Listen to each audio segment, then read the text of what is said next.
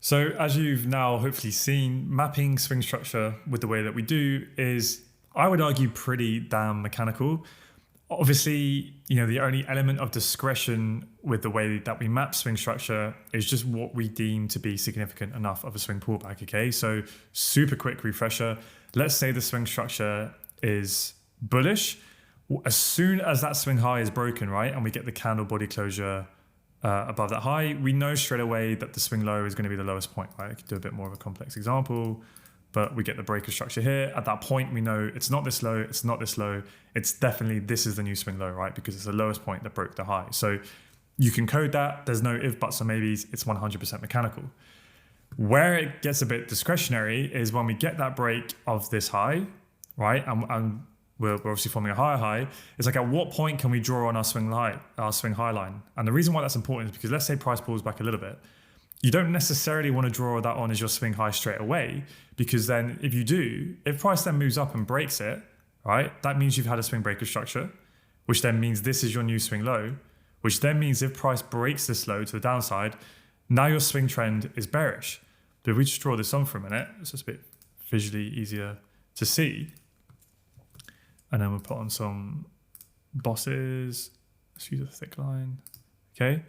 So, like I was saying, right, when we got that little pullback there, if you marked that out as your swing high, and now you're saying that the swing trend is bearish, is it really bearish, or are we just pulling back into this larger low, right? Because I would argue, if it was something like that, like relative to the recent price action, that's just a pullback into this level. So now you're saying we're bearish, and then the price comes up, then you could be looking to get short from here, but you're probably more likely going to be on the wrong side of the market, because you'll think you're shorting like pro trend because you saw that as the last boss, and you're looking to get short here.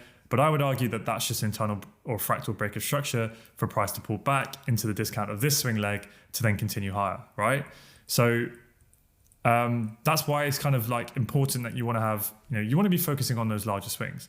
But obviously, it can help to be quite mechanical with this, especially in the beginning, until you gain a little bit more experience. So what you can do to define what you deem to be significant enough of a pullback when price pulls back to go, okay, now I'm happy to mark on my swing high, is you can use a pip rule, where basically you would go, okay, we're on euro dollar and we're on the 4-hour chart. So for that pair on that time frame, let's say I'm going to make up a number here, you need to see 100 pip pullback. So after we get the boss, only once price pulls back 100 pips, okay, now imagine this is 100 pips, right? You can measure it. So if you hold down shift and click, you can do this and it tells you how many pips there are. So that says 1968.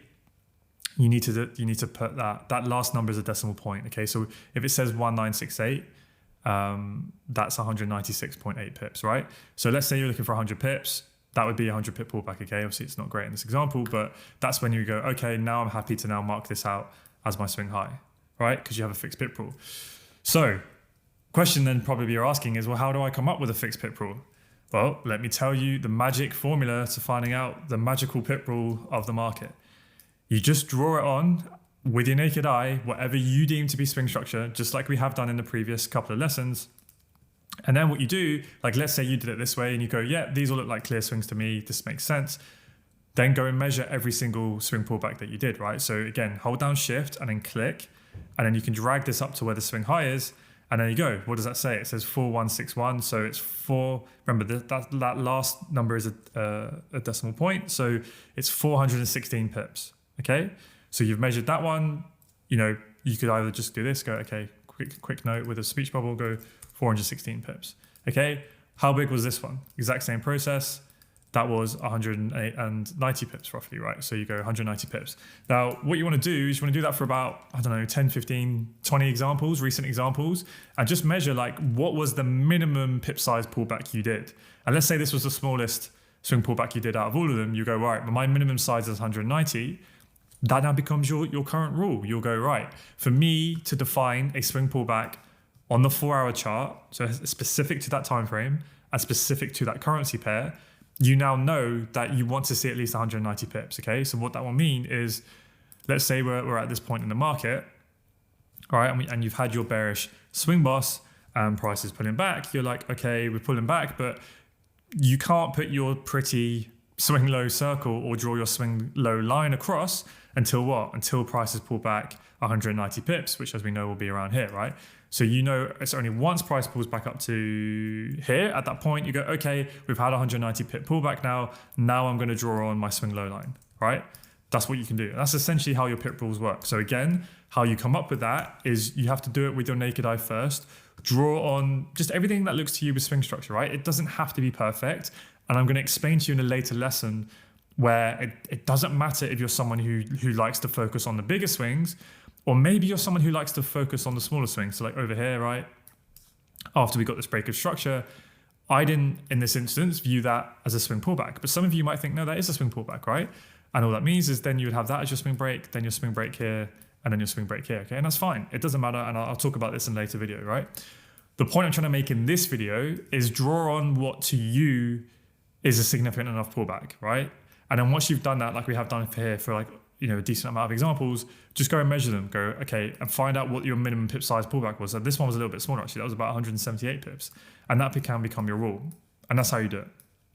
But the key thing is you need to have a rule for each time frame that you use and for each individual instrument or pair that you trade, okay? And the reason why that is important is because, well, let's just think about one pair. Every time frame is going to move a different amount, right? This 180 pip pullback on, say, the daily chart, that's not going to be a swing pullback, is it, right? The daily chart probably going to want to see a lot more. On the M15, that's going to be, multiple trends. So it's specific to the time frame you're looking at and also specific to the pair, because the amount of volatility that each instrument has will always differ, okay? So people refer to this as the average true range, the ATR, and essentially that measures how many pips that instrument typically moves in a day, okay? So the average true range or the daily volatility of euro dollar, it typically is a bit more than Aussie dollar. Pound dollar, on the other hand, it moves way more in a day than euro dollar does. So it'd have a much higher ATR. So if you traded, let's say, euro dollar and pound dollar, you're much more likely to have a much bigger pip rule for pound dollar on the 4-hour chart compared to euro dollar, okay? So if you trade more than one instrument, you need to have rules. If you're gonna do this, you need to have rules different for each one, but you just follow the same process, okay? So obviously that's a main drawback, is if you are someone who maybe trades a lot of instruments or you want to look at a new instrument, you're gonna have to go through this process to find out what rule you wanna use. A related drawback to that is that volatility also changes over time. So like if we go back to, let's say over here, right? These pullbacks on the 4-hour chart, these swings, well, how big is this? That's like 55 pips as a swing pullback. And back then, in 2021, like that's, I think I used, like a 40 pip rule for the 4-hour chart. And that worked absolutely fine because volatility wasn't as high as now. Well, now I'm looking at like hundreds of pips on the 4-hour chart because volatility has massively increased since 2021, right? So the way you come around this is you just need to adjust your pip rules every so often. If you notice that, let's say, like if you was in 2021, you used a 40 pip rule, but now obviously we're in 2022. And like, look at that, 40 pips is about there. That's clearly not a swing pullback now because volatility is way higher. So it will become obvious to you that you need to adjust your pip rules. And when that happens, okay, fine. Draw on the recent, just go through the same process. Draw on your swing structure on the recent price action and go, okay, what's the pip size rule that now makes sense? And there we go. It's nothing magic. It doesn't matter if yours is smaller or larger than someone else's, okay? Size doesn't matter in this instance. But yeah, and also you will see this in a later lesson. I'm not sure what I'm going to call it yet. Probably put it at the end of this module. Probably call it something silly like, does swing structure really matter? And in that video, I'll prove to you that it doesn't matter if you're someone who uses it smaller or tighter, because you're going to learn obviously the 3 types of structure. And when you combine that with multi-time frame analysis, it really won't matter, okay? And you'll see why at a later point. But just for now, I just wanted to show you one way in which you could make things 100% mechanical if you wanted to do it. But obviously there are some drawbacks to that, which we have discussed. Now, there may be some other methods that you can use. You may want to look into using something based on ATR, like a calculation based on volatility. I haven't played around with this. I haven't dug into it. I haven't tested anything like that because I've just found it completely unnecessary. I'm very happy to use a little bit of discretion with measuring swing pullbacks, and with a little bit of time and experience, I'm sure you'll be comfortable with that as well. Especially again, when you combine it with the 3 types of structure and multi-time frame analysis, you will soon realize when you understand that it really doesn't matter that much. Okay, so yeah, hopefully that makes sense. Don't be afraid to just draw it on of what makes most sense to you. Measure your pip rules, and again, don't be afraid to adjust them in the future if volatility does change.